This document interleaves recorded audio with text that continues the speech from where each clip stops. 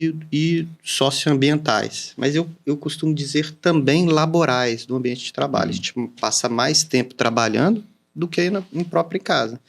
Então, o trabalho é um ambiente que tem 2 caminhos. Acho que 3.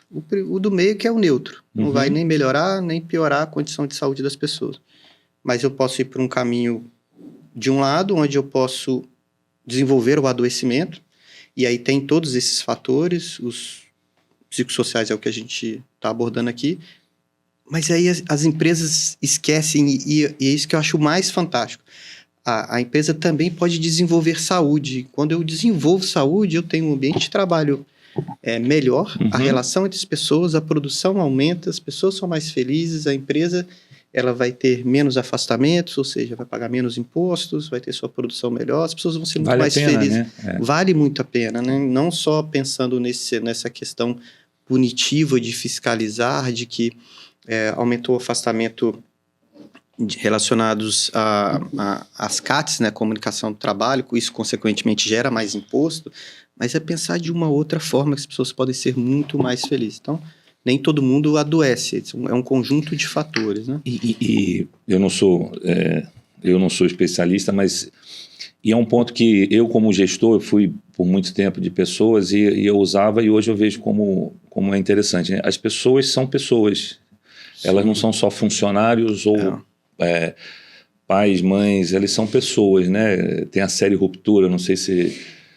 eu vi algumas partes, mas não dá para você separar as coisas, né? E eu tinha um pouco essa preocupação, porque eu vejo muito pouca gente, de entender a história, às vezes, da pessoa. Porque, às vezes, também o problema não é que a pessoa seja assim. Às vezes é uma separação, é uma perda na família, ele vai interferir também, né? Às vezes um gestor, né, ele tem um conjunto de funcionários e ele mal sabe o nome daquela pessoa. Será que ele sabe que aquela pessoa está com o pai e a mãe numa unidade de UTI, numa fase final de vida, e que essa unidade de UTI fica, por exemplo, a 200 quilômetros de distância, e todo dia ele quer visitar esse familiar que está na fase final de sua vida, que ele quer se despedir, e que quando ele sai do hospital, ele sai de madrugada para chegar no trabalho, isso diminui o rendimento dele. Então, ele chegou atrasado, eu simplesmente vou chamar ele aqui, olha... Eu não aguento mais que você chegue atrasado, se você se repetir mais uma vez, eu vou mandar embora, não aguento mais. Ou uma outra forma, tudo bem, André, eu percebi que você hoje, foram 2 vezes, né, que chegou atrasado, não tem problema, mas eu gosto de entender um pouco mais, né? O que está acontecendo, você precisa de alguma ajuda, e aí você vai entender as coisas, né? Ou processo de separação, ou um problema com o filho, e por aí vai. A gente tem que entender que as pessoas são pessoas. São pessoas. Eu tenho uma história, desculpa, particular, que eu tinha uma pessoa que trabalhava e ele era muito bom, né? Só que ele começou a bater de frente e aí eu segui esse caminho. Chamei e aí ele abriu o coração, ele estava tendo essa crise do pânico. Né? Ele não estava conseguindo sair de casa, ele estava resistindo, tudo que eu pedi ele resistia. Isso. E aí a ação eu dei 1 semana para ele em casa, sem a empresa saber, né?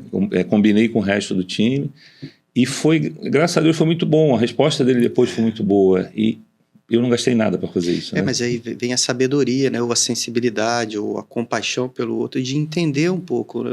Talvez gerenciou aquilo foi muito mais produtivo, não só para aquele colaborador, trabalhador, mas para o gestor, que era o teu caso, e para a própria empresa. Você saber como que é bom. Mas como que a gente pode avaliar de uma maneira geral? Que eu fiz você sair, mas vamos voltar. Mas lembrando desses riscos aí, psicossociais, eu posso ter um primeiro ponto que eu vou avaliar os riscos. Eu posso fazer isso num levantamento preliminar, onde eu vou vendo cada grupo de funções, né, de trabalho, o que eles são expostos. Todos os riscos, físico, químico, biológico, acidente e o psicossocial. Será que alguém que é da parte administrativa, ele tem o mesmo tipo de risco psicossocial do pessoal da limpeza? Se a gente estiver falando de um hospital, de quem está na linha de frente de atendimento, a gente está falando de, sei lá, de uma outra empresa de entregas, de quem está no trânsito dirigindo. Então, cada grupo de profissão tem riscos diferentes. Uns mais submetidos ao risco psicossocial, outros menos. Então, tem que fazer um levantamento preliminar. E aí, paralelamente, essa identificação detalhada para cada profissão. Que chama grupos funcionais, né? Eu vou dividindo aí. E aí, depois eu tento estabelecer a relação da severidade com a probabilidade de ocorrer. Eu tenho esse é um cargo de gestão que tem algumas metas que têm de ser cobradas, produtividade, cobrança.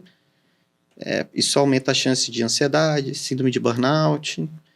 Mas qual a probabilidade disso? Com que frequência que ele é cobrado? Então, você vai cruzando, como se fossem aquelas matrizes, né, para chegar a uma probabilidade.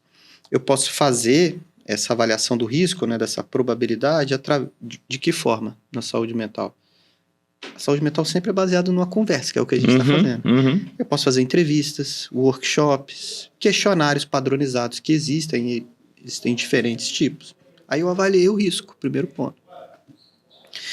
Exemplo de alguns questionários. Existe um questionário que chama SRQ, que é da OMS, que eu consigo triar os transtornos mentais mais comuns. Posso fazer isso para todo mundo. E aí eu vou saber qual grupo dentro da minha empresa que tem características mais de ansiedade, de tristeza e por aí vai. Eu posso fazer um questionário específico para burnout, que é um inventário de Maslow, que é o MBI.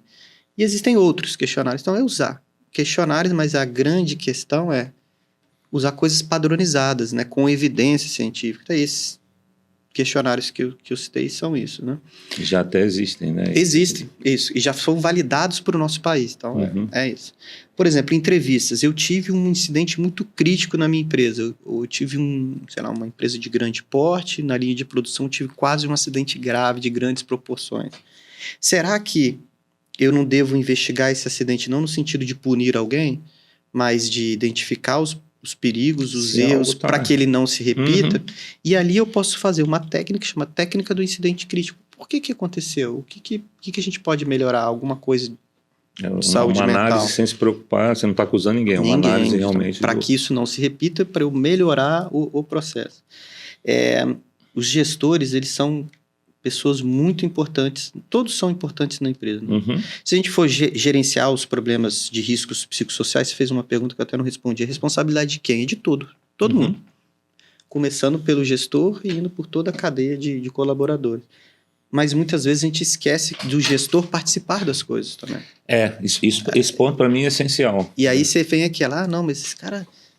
Isso é frescura, isso aí não é nada, mas manda embora e contrata outro. Não, é isso, porque o outro também vai adoecer do mesmo jeito. Então o gestor participa.